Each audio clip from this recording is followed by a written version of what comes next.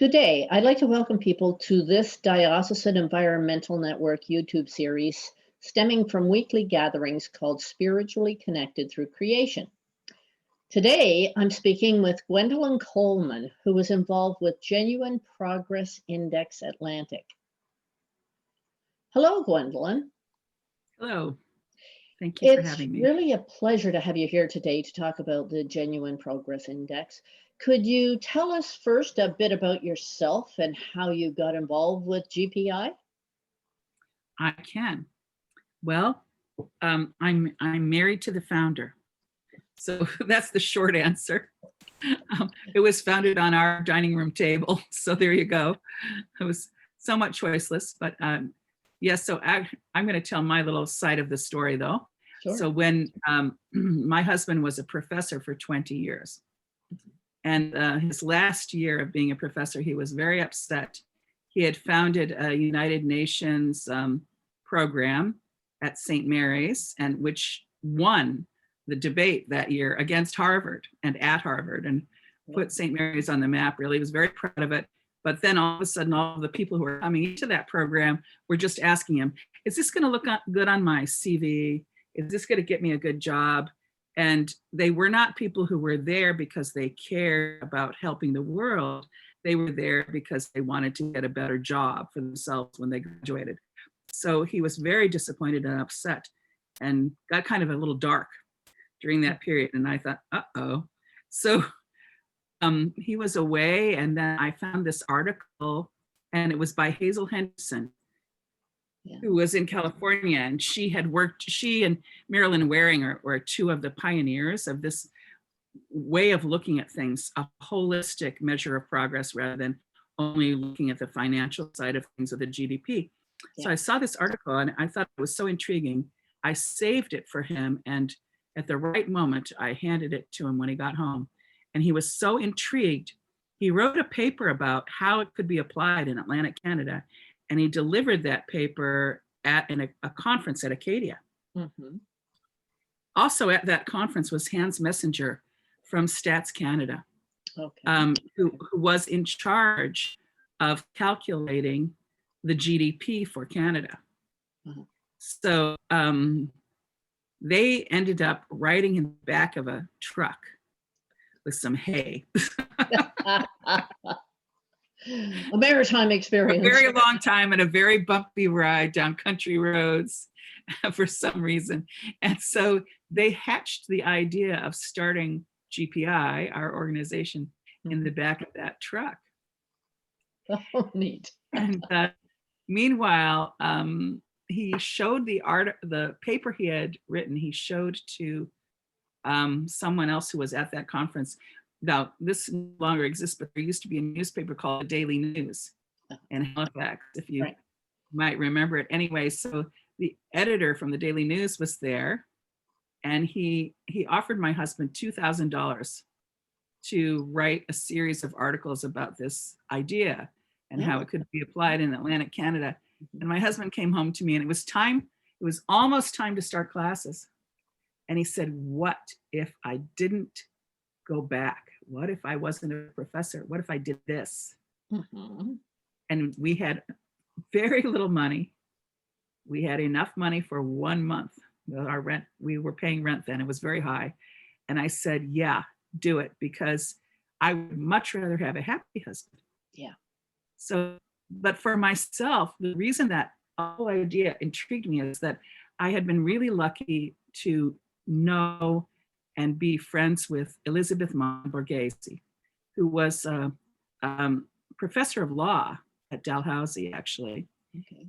Although her degree was a Bachelor of Music, she was a concert pianist, in fact, but her husband had been a pioneer of the Law of the Sea Convention, and she had worked with him. So she took that on, and I feel my life parallels her in a way, because I don't have an economics degree. My husband is magna cum laude in political science and knows what he's doing.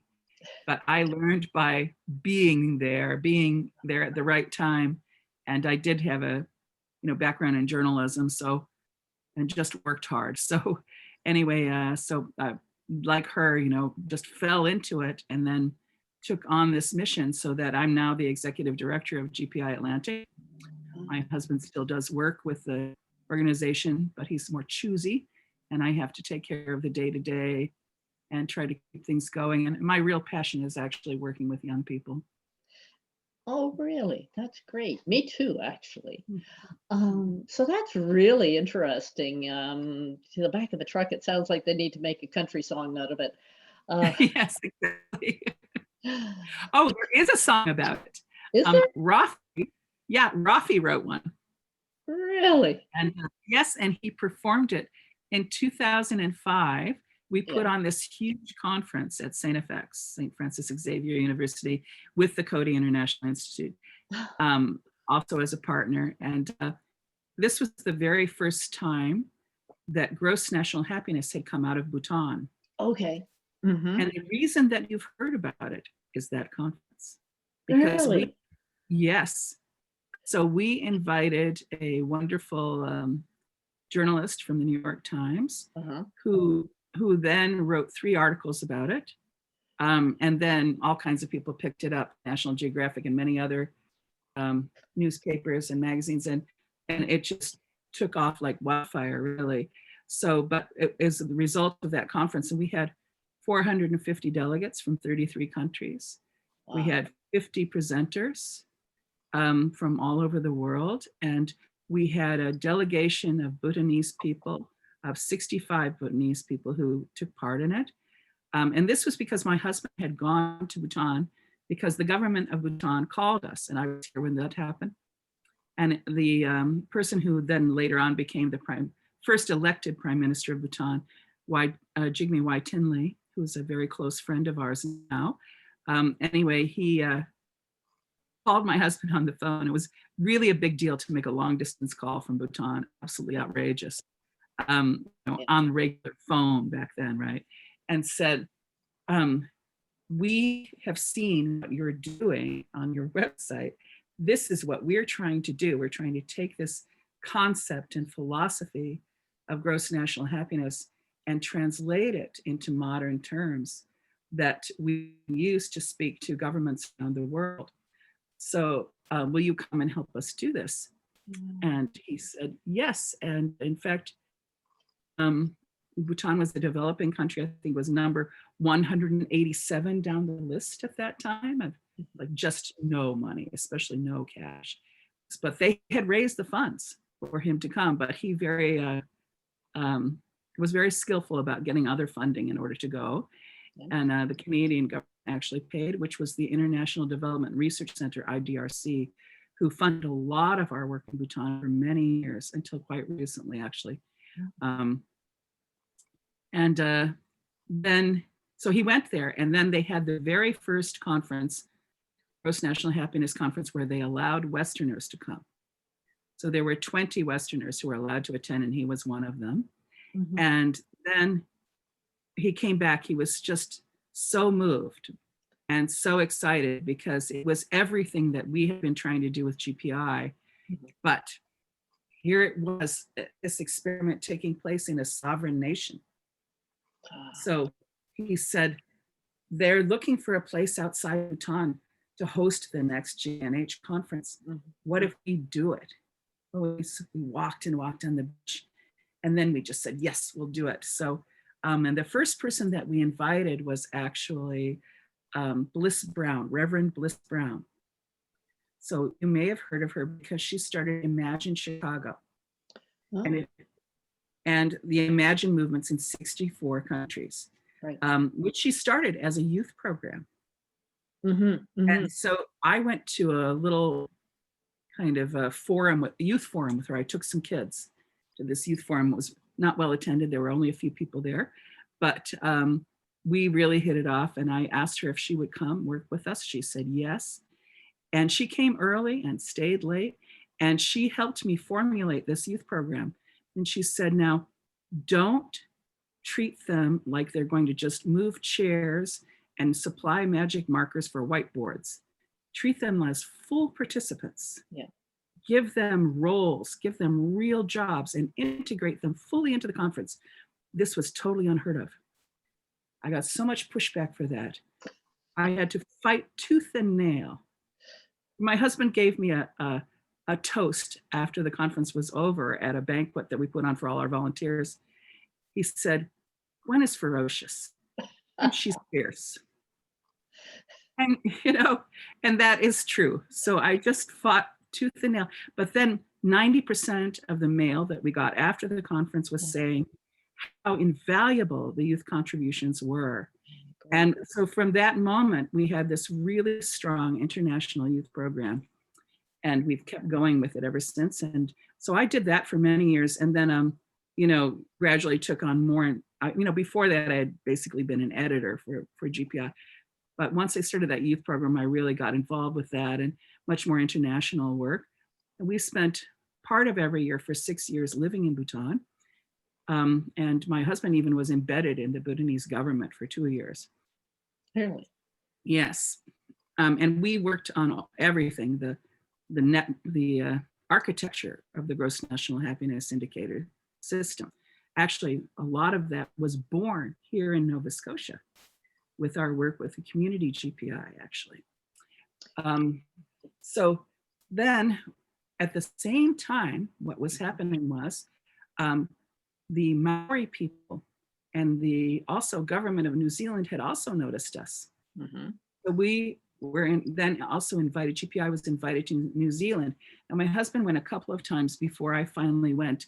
And that we were so, they actually asked us to immigrate to New Zealand and become citizens so that we could work for the long-term with there. But we did work for 6 years with New Zealand and with the Maori Nation. And the Maori Nation actually adopted our Genuine Progress Index as their core measure of progress. Oh, wow. And also we co-created a course at a Maori University in Otaki. Mm-hmm. So you can actually go and get a degree in our GP in New Zealand. So, yeah. So can you explain a little bit more about GPI, what the nuts and bolts? Yes, I can. Yeah. So GPI, as you said at the beginning, stands for Genuine Progress Index. Although I think I'm going to change it to Genuine Progress Institute so that we can broaden our scope more. But we originally started just to create an index for Nova Scotia, which we did. And in fact, it is the most comprehensive set of accounts for a single jurisdiction anywhere in the world to date. A lot of detail work. A lot of detail work, thousands and thousands and thousands of pages of reports. But all these research methodologies, some which we adapted from other people that we're very grateful to, some of which we created ourselves to measure progress. So what we do is when possible, and it isn't always possible, we assign an economic value through various methods to a resource. So the resource can be human or environmental. So if you went to the GPI website, you would see that there were these domains with sets of indicators within each domain. So for example, we have a domain for natural wealth, which measures the value and the condition, for example, of the forests, of the soil, of the air and the water, and so on. And then the human impact on the environment measures what's going on with that. So that would include energy, transportation, this part of the energy, and then also, what have we done to the forest? Yeah. How are we affecting the forest? How are we affecting agriculture? And what is the condition of the soil as a result? All kinds of human impacts on the environment. And then we would also measure, and this was a really important thing, going back to the conference in 2005, which was called Rethinking Development, because at that time, people really existed in silos. There were the environmental people over here and the social justice people over here, and they weren't talking. Yeah. So we brought them together and said, no, we have to solve these problems together. Right. So that in itself was a really huge step forward, which the people who were there as presenters greatly appreciated. And the other people that we had invited who were also working in measurement also really, really liked. So anyway, going back to that, the point is that I think I need to go backtrack a little bit more and explain the difference between an indicator, because there are many sets of indicators and people are constantly creating indicators. But what we did was go a step further than that, which was to create accounts. So we can show the value of what is within that indicator. So the value of the forest, or as we did with the volunteerism in Nova Scotia, give a check of 1.8 billion to the premier to acknowledge that that is the value of services being provided by volunteers in Nova Scotia. Right. That is what it take to replace their work. So that's one way of looking at it, is it's a replacement value, but there are many other methods that can be used to ascertain that value. And as I said, of course, not everything can have an economic value, but why do we do that? This goes back to when I was working with Elizabeth Monborghese, and she was running the World Maritime University at Dallas, and the class at the Lester Pearson Center. So anyway, so I was so lucky she let me attend all these and audit them as if I was a full member from a developing country, which in many ways Nova Scotia is like a developing country, or Newfoundland, the Maritimes, we are like a developing country. It's astounding how much we had in common with the developing countries that were being represented in this program. So it was an intensive course for the summer, all day, every day, with lots of field trips and study, and incredible experts coming from all the different international organizations in Geneva, the United Nations, and so on and so forth. It was an amazing opportunity. I was very grateful to her for bringing me into that anyway. And it was fascinating to get the point of view of people who were, other people in this course were high up in their own governments. Either they were environmental lawyers who were representing their governments, or they were in charge of coastal resource management. So it was about maritime resources. Okay. So I was the only person there who was not from a developing country and not in the top of their government. But it was wonderful training. So, and it changed my views. And the way that she worked with all of us was to teach us how to be leaders, basically. And the atmosphere of that course was also wonderful. And I really tried to bring that to the youth program, where at the end of each course, there would be a thank you, a speech by one of the students that was very personal, also really took into account what they had learned that day. So some of it had to be spontaneous. And then also a lot of beaming, just everyone beaming at each other with gratitude for being together and for being able to discuss these difficult topics and work together and really learn, and a lot of hope for being able to change things in their own countries. So then we had this 3-day exercise. Like I said, we had these various experts from international organizations in Geneva come to work with us. And the exercise was to represent a developing country and deal with development interests. So we would be given a scenario, like say, here's coastline, this is a major hotel chain, or here's some offshore oil possibilities, here's an oil company, and so on. So we'd be given a script. And we would have to do our side of the story. How are we going to negotiate this? What development do we accept? How do we make these decisions? How do we present it to our own governments and our own people? And so on. And I was paired with a guy from Vietnam, and also a young woman from China. And while we were working on this, Tiananmen Square happened. Oh. And she was, in shock. Yeah.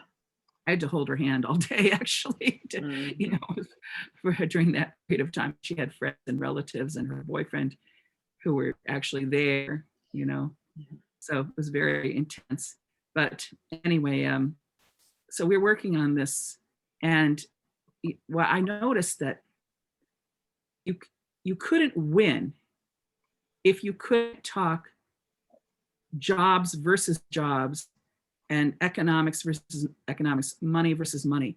If you couldn't talk that language, the company will always win because it seemed like they were going to create more benefit, more immediate benefit. And it was too tempting to just grab that opportunity and to help with the resources, because those were all very fuzzy and amorphic, and you didn't know what was really going to happen to the fishery, what would really happen to the coastline or the poor people who depended on the fishery there. You didn't really know. There were no numbers. So that is what really, that's why I grabbed that article by Hazel Henderson. I knew, oh, this is the key. This is the key to really, this is the missing key, actually. So that leads me to ask, like, most Canadians during this pandemic are looking for a better normal and a more sharing and caring society that's a greener society and contributes more to solving the climate crisis. So how does GPI fit into this, contributing to a more fair and a just and greener society and economy? The wonderful thing about GPI is when I'm teaching youth, I say to them, it's the CSI of economics. It's evidence-based, and you cannot make it lie. You know, statistics often lie. Yeah. And I mentioned in the call that we had about DNR in Nova Scotia representing forests with a patch that was not clear cut, saying this is representative, this 1 acre patch, when in fact, behind that patch was a clear cut. Yeah. So there are many ways that you can, and it's constantly happening, manipulating data and so on and so forth. The good thing about GPI is because, you know, 3 or 4 times people have wanted to sue us. They've threatened libel lawsuits, but they never do. They never have, they get so far, they even hire big law, like somebody hired a huge accounting firm to look at us. Someone else hired lawyers. You know, that it's all bluster. They cannot sue us because it was the truth. You can't sue for libel if you are speaking the truth. You know, if the, you know, so anyways, they never able to. And we've been so conservative, so that every time, and we really, my husband was very concerned about having the respect of academics, because he was an academic, and the respect of governments, and being unassailable, having the integrity. And we built that reputation, and we have it.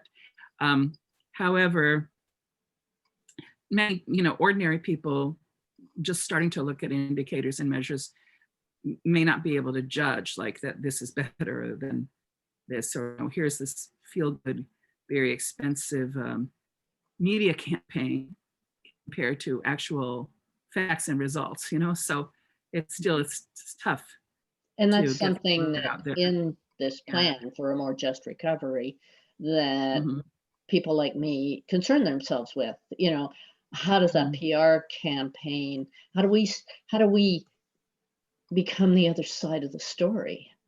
How do we gain ground with those? We're talking about small groups before we started this call, about people, the trend being the people wanting to meet and work together in small groups. So the last few years, what we've been doing in GPI, and we've done a lot of this work overseas with our partners in Southeast Asia, not just in Bhutan, but we have an organization of, it's a network organization with organizations across Southeast Asia that are working on similar GPI or gross national happiness together. So we've had some conferences and trainings. And so what we've been doing is like taking it down to the community level and working on collaborative indicator development, and having the community measure their own progress after they've selected the key indicators for them. So, but we can only do that because of all the work that we've already done. Therefore, we have a framework that we can draw from that. And this way, it's very cheap for communities to do themselves. Whereas, because all the front work has gone into developing the index and developing the indicator frameworks that we already have, and the database of methodologies. So anyway, so that's one part of the answer. The other part of the answer about how GPI can be involved with the just recovery is that when it comes to basically it's a cost benefit analysis. It's like I'll give an example. For instance, a community in Nova Scotia that I will not name, but you can find, came to us and said, no, there's this proposal by this big company to build a quarry here, but it will destroy the river. And also it's going to be a huge eyesore and ruin our tourism. And we don't know what it's going to do to the fishery when it, where the confluence is and where the water, what are they going to put in the water? How is it going to silt up? What's going to happen? So we were able to work with them and do just choose a few indicators and a few methodologies and do an analysis which showed the economics of such a decision. So, you have to look at, if they're saying jobs are going to be created, well, what are the quality of jobs? Who is going to fulfill those jobs? And where are those people coming from? And also, how long are those jobs going to last? But usually the fact of the matter is, if you're going to have environmental degradation that's going to last a long, long time, it's usually going to the cons will outweigh the pros, because the jobs may be short term, but that's not always the case. So there's another method that we use, which we worked on with the government of Bhutan, which is still in use in Bhutan, called a GNH lens. So it's similar to what I was talking about, where there's a set of indicators that are chosen collaboratively. So they chose 6 basic indicators, which expressed the philosophy of gross national happiness. And they use this lens for all new budgets. Good. And all new projects. And sometimes we've done workshops with youth.